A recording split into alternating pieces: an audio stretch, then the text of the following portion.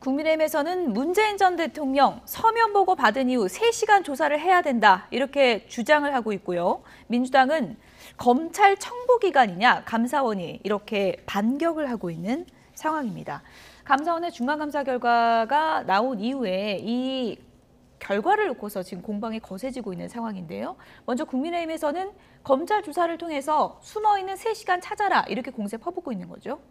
그러니까 뭐 저는 이 사안에 대해서 뭐 이게 수사까지 갈 사안인가 생각은 하지만 뭐 이왕 시작됐으니까 뭐 할 수도 있는데 이 3시간을 수사를 하겠다라는 거는 좀 잘 이해가 안 가요. 그러니까 이제 보고를 받은 거고 그 상황이 아직 완전히 클리어하게 지금 모든 정보가 모인 게 아니었잖아요. 그러면은 대통령은 보고를 받고 그러면은 더 상황 파악을 해보십시오. 뭐 이런 얘기를 했겠죠. 그게 마치 아무것도 안 하고 뭐 이를테면 잠을 자고 있거나 무슨 딴 일을 했거나 이런 식으로 이거는 좀 프레임을 만드는 게 정치 공세에 가깝다라고 봅니다. 그래서 뭐 3시간을 수사해야 된다 이런 거보다는 그냥 실체적 진실, 그러니까 월북의 정황도 있었고 아닌 정황도 있었는데 왜 이거를 월북으로 단정적으로 좀 했는지 그쪽에 집중을 하는 게 맞지, 이런 식으로 가면은 국민들이 잘 납득하기가 좀 어렵지 않을까. 국민의힘의 전략적으로도 별로 저는 도움이 안 될 거라고 봅니다. 예, 일단 뭐 감사원 중간감사 결과에서는 안보실이 가이드라인을 줬다 이런 내용이 포함되어 있었는데 국민의힘에서는 최종 책임자는 문 전 대통령이다 이렇게 지금 공세를 퍼붓고 있는 거죠. 그러니까 국민의힘이 지금 이제 공격하는 거는 정치적 공세인데 근본적으로 지금 요번에 중간감사 결과에 보면은 이런 위급한 상황에서 국민의 생명이 경각에 달려 있는데 당시에 국가안보실장이 칼퇴근을 했습니다. 7시 조금 넘어서. 그다음에 대통령에게 서면 보고를 한 그 3시간, 그다음에 그 6시간의 그 시간 사이에 대통령이 어떤 보고를 받았고 또 어떤 지시를 내렸는지에 대해서는 아무 얘기가 없고요.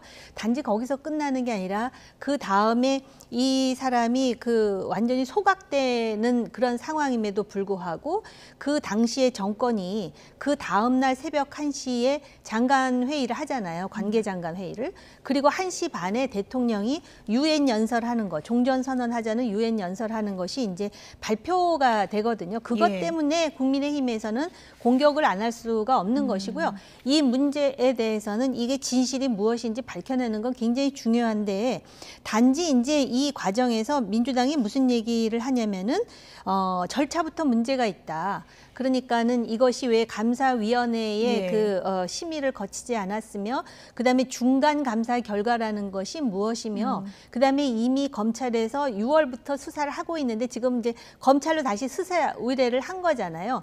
그리고 발표된 내용 중에 뭐 정말 공표되어서는 안 되는 뭐 SI 정보가 들어있다 이런 얘기를 하는데요.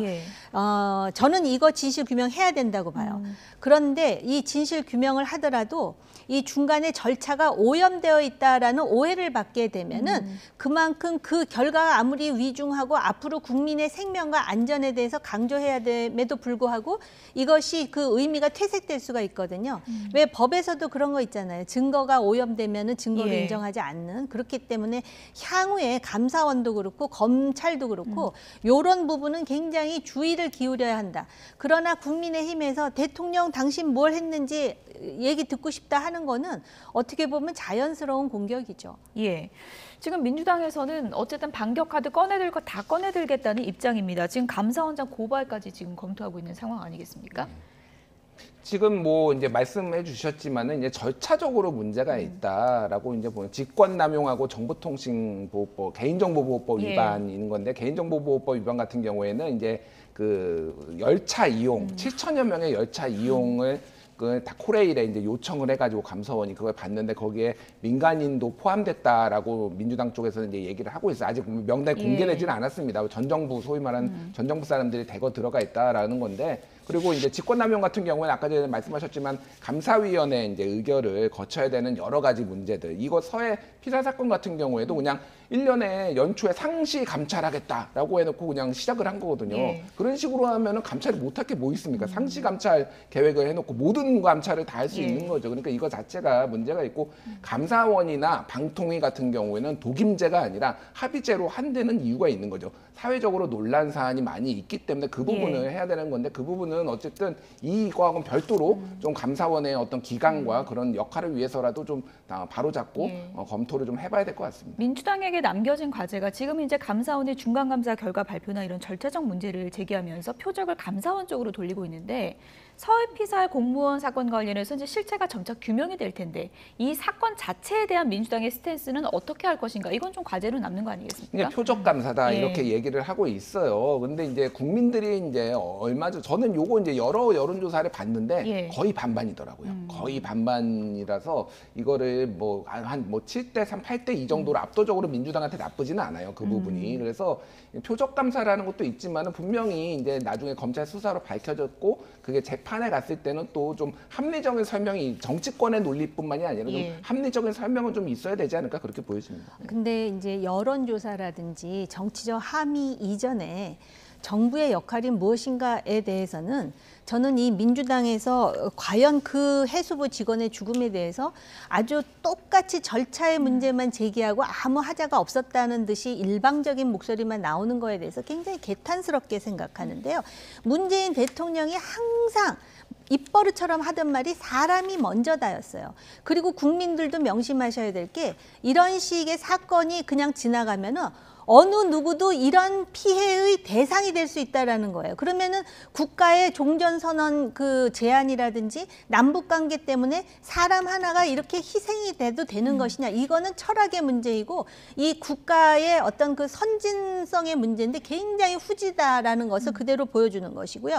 이거는 직무유기를 떠나서 직권을 행사를 해가지고 어떤 식으로든 조처를 취해야 되는데 아예 대통령으로서 정부로서의 권한을 행사하지도 않고 그렇다고 해서 국가의 이익도 아닌 남북관계 개선, 남북관계 개선하는 이유가 뭐예요? 국민의 생명을 보호하기 위해서 하는 건데 이거는 근본적인 문제에 있어서 바로 잡아야 됩니다. 예.